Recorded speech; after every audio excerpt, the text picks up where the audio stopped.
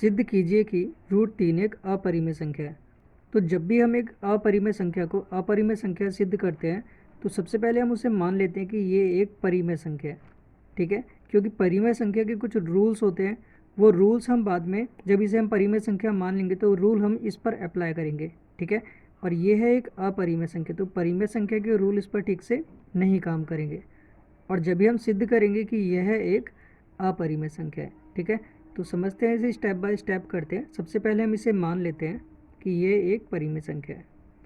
माना √3 एक परिमेय संख्या है, परिमेय संख्या है, ठीक है। अब जो परिमेय संख्याएं होती हैं वो P/Q के रूप की होती हैं, ठीक है। अब इसे √3 को परिमेय संख्या माना है तो ये भी P/Q के रूप की होगी। तो 3 बराबर P/Q, ठीक है। P/Q का मतलब जैसे 2/3, 5/2 इस तरह के जो नंबर होते हैं वो परिमेय संख्याएं कहलाती हैं, ठीक है। जहाँ पर ये जो Q है कभी भी 0 के बराबर नहीं होता है, तो यहाँ पे हम लिख देते हैं जहाँ Q is not equals to 0, Q कभी भी 0 नहीं होता है और P और Q एक सहअभाज्य संख्या है, सहअभाज्य संख्या है, ठीक है। जो परिमेय संख्या होती है उसमें Q कभी भी 0 नहीं होता है और जो इसमें P और Q दिए होते हैं, मतलब ये जो नंबर दिए होते हैं यहाँ पर, ये सहअभाज्य संख्याएं होती हैं, ठीक है। पूरा क्वेश्चन इस सहअभाज्य वर्ड के ऊपर टिका हुआ है, ठीक है, इसलिए इसे समझना ज़रूरी है, ठीक है। जो सहअभाज्य संख्याएं होती हैं वो एक के अतिरिक्त किसी दूसरे नंबर से विभाजित नहीं होती हैं। जैसे यहाँ पर एक एग्जांपल लेते हैं, 2/3। अब ये जो दो संख्याएं हैं, ये जो दोनों संख्याएं हैं, ये एक के अतिरिक्त किसी दूसरे नंबर से विभाजित नहीं होंगी। ये जो 2 है ये 1 से विभाजित हो जाएगा और ये 3 भी 1 से विभाजित हो जाएगा, ठीक है। 1 के पहाड़े में 2 भी आता है और 3 भी आता है, लेकिन 1 के अलावा, ठीक है, ये दोनों नंबर किसी दूसरे नंबर से विभाजित नहीं होंगे। 2 से सिर्फ केवल ऊपर वाला नंबर ही विभाजित होगा, नीचे वाला नहीं होगा, ठीक है। ऐसे ही 3 से सिर्फ नीचे वाला नंबर विभाजित होगा, ऊपर वाला नहीं होगा। लेकिन एक ऐसी संख्या है जो इन दोनों को विभाजित करती है। तो 1 के अतिरिक्त किसी दूसरे नंबर से विभाजित नहीं होती, वही सहअभाज्य संख्या होती है, ठीक है। सिर्फ एक ही उनको विभाजित कर पाएगा। तो अब इस क्वेश्चन को आगे सॉल्व करते हैं। अब यहाँ पर हमें इसका रूट हटाना है, ठीक है। रूट हटाने के लिए क्या करते हैं, दोनों पक्षों में वर्ग कर लेते हैं। तो यहाँ पे हम लिख देते हैं दोनों पक्षों में वर्ग करने पर, ठीक। तो ये आ जाएगा √3 का स्क्वायर बराबर P/Q का वर्ग, ठीक है। दोनों का वर्ग हो गया, यहाँ पर स्क्वायर से रूट कट जाएगा तो यहाँ पे बचेगा 3 बराबर, यहाँ पे आ जाएगा P का वर्ग अपॉन Q का वर्ग।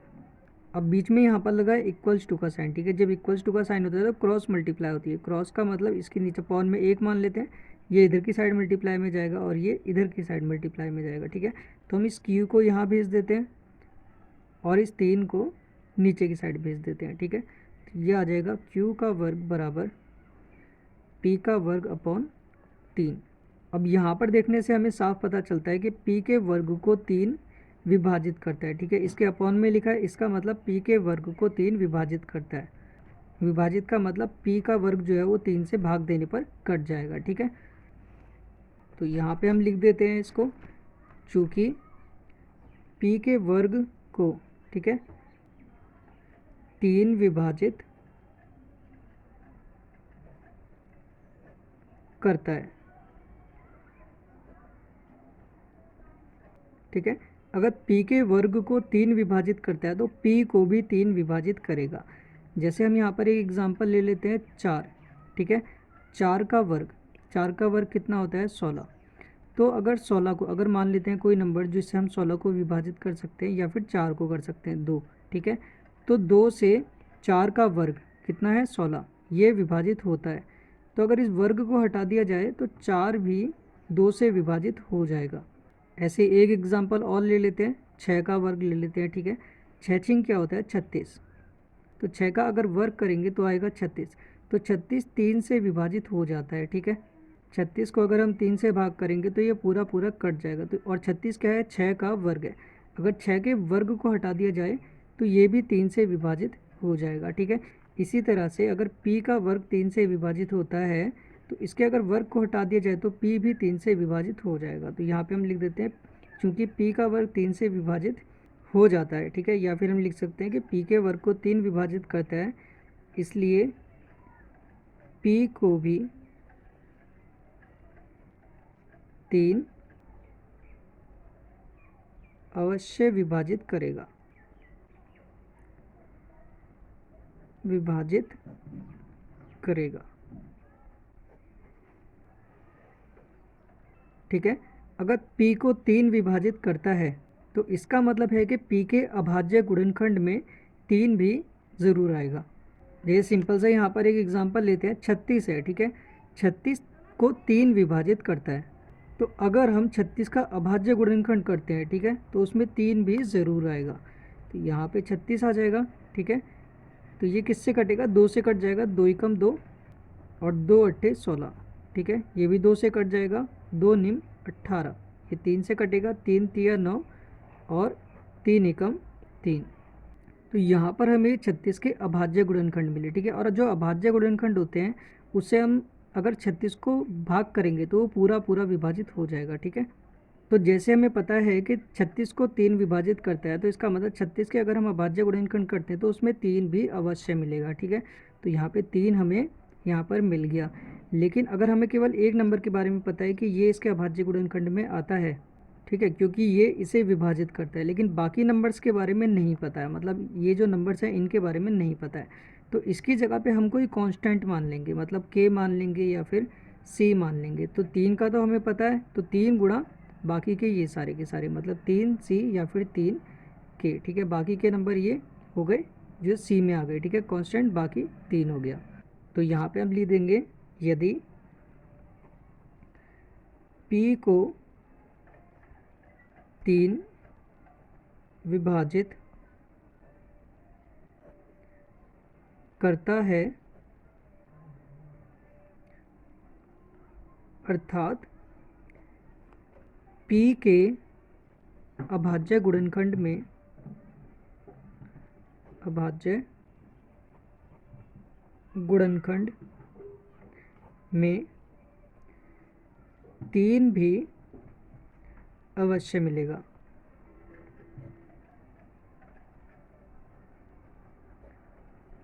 ठीक है। तो ये जो 36 होता है ये किसके बराबर होता है, 36 बराबर होता है इसके अभाज्य गुणनखंड, ये जितने भी हैं इन सब की गुणा कर देते हैं, ठीक है। अब हमें यहाँ पर एक नंबर तो पता है, बाकी के ये 3 नंबर नहीं पता, तो इसकी जगह पे क्या आ जाएगा, c। तो यहाँ पे p किसके बराबर हो जाएगा, 3c के। अब यहाँ पर हम दोनों पक्षों का वर्ग ले लेते हैं, ठीक है। दोनों पक्षों का वर्ग लेने पर वर्ग लेंगे तो ये हो जाएगा p का वर्ग बराबर, ठीक है, यहाँ पर इन दोनों का वर्ग हो जाएगा, ठीक है। तो यहाँ पे आ जाएगा 3c का वर्ग, तो ये हो जाएगा p का वर्ग बराबर 3 तिया 9 और c का वर्ग करेंगे तो c का वर्ग। अब इस p के वर्ग की जगह पर, ठीक है, p के वर्ग की जगह पे हम यहाँ से p का मान रख देंगे, तो इसको मान लेते हैं हम समीकरण 1। तो यहाँ से p के वर्ग का मान कितना आएगा, यहाँ पे लिखा है p का वर्ग अपॉन 3, ठीक है। तो यहाँ इक्वल्स टू का साइन है, 3 यहाँ पे आ जाएगा, तो क्या हो जाएगा, p के वर्ग का मान हो जाएगा 3q का वर्ग, ठीक है। तो यहाँ पे p के वर्ग की जगह पे हम लिख देंगे 3q का वर्ग बराबर 9c का वर्ग। अब यहाँ पे क्रॉस मल्टीप्लाई होगा, ठीक है, इस 9 को हम यहाँ नीचे की साइड में भेज देते हैं, तो यहाँ पे आ जाएगा 3q का वर्ग अपॉन 9 बराबर c का वर्ग, ठीक है। ये कट जाएगा, 3 तिया 9, तो यहाँ पर आ जाएगा q का वर्ग अपॉन 3 बराबर c का वर्ग। तो देखो यहाँ पर भी डायरेक्ट शो हो रहा है कि q के वर्ग को 3 विभाजित करता है, ठीक है। अगर q के वर्ग को 3 विभाजित करता है तो इसका मतलब q को भी 3 विभाजित करेगा। जैसे हमने ऊपर की साइड में पढ़ा था यहाँ पर कि अगर p के वर्ग को 3 विभाजित करता है तो p को भी 3 विभाजित करेगा। ठीक है, इसी तरह से यहाँ पर q के वर्ग को 3 विभाजित कर रहा है, इसका मतलब q को भी 3 विभाजित करेगा। तो यहाँ पे हम लिख देते हैं चूँकि q के वर्ग को 3 विभाजित करता है। ठीक है, इसलिए q को भी 3 विभाजित करेगा। अब स्टार्टिंग में हम देखते हैं, तो स्टार्टिंग में हमने माना था कि √3 एक परिमेय संख्या है। ठीक है, इसलिए इसे हमने p/q के रूप में लिखा। ठीक है, इसको इसके बराबर लिखा, इसका मतलब जो ये है वही मान इसका भी है। ठीक है, और जो परिमेय संख्याएं होती हैं वो सहअभाज्य संख्याएं होती हैं, और जो सहअभाज्य संख्या नहीं होती हैं वो परिमेय संख्या भी नहीं होती हैं। ठीक है, और हमने पढ़ा था कि जो सहअभाज्य संख्या है वो केवल एक से ही विभाजित होती हैं, एक के अतिरिक्त दूसरे नंबर से विभाजित नहीं होती हैं। अब यहाँ पे क्या हुआ, जब हमने इसको आगे सॉल्व किया तो हमें मिला कि p को भी 3 विभाजित करता है और q को भी 3 विभाजित करता है। मतलब एक के अतिरिक्त एक ऐसा नंबर है जो p को और q को दोनों को विभाजित करता है। ठीक है, इससे हमें एक विरोधाभास उत्पन्न होता है कि ये सहअभाज्य संख्याएं नहीं है, क्योंकि यहाँ पे एक के अतिरिक्त 3 भी एक ऐसी संख्या है जो p और q दोनों को विभाजित करती है। बल्कि जो परिमेय संख्या होती हैं उसमें एक के अतिरिक्त कोई दूसरी संख्या नहीं होती जो इन दोनों नंबर्स को विभाजित करती है। तो अंत में हम लिख देंगे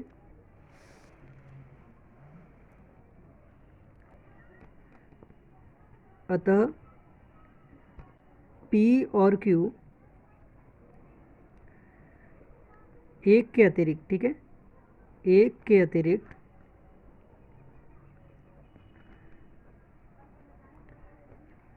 तीन से भी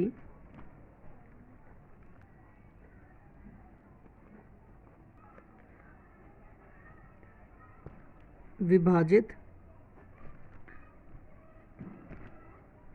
होते हैं। या इसकी जगह पे हम ये भी लिख सकते हैं कि a और b में कम से कम एक गुणनखंड 3 भी है। ठीक है, क्योंकि p के गुणनखंड में अगर 3 आता है तभी p 3 से कट पाता है, और q के गुणनखंड में 3 आता होगा तभी q 3 से कट पाता है।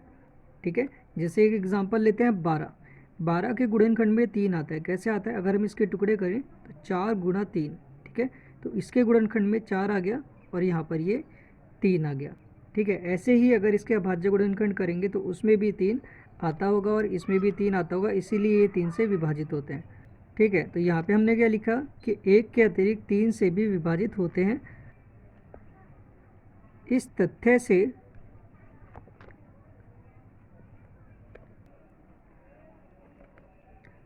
विरोधाभास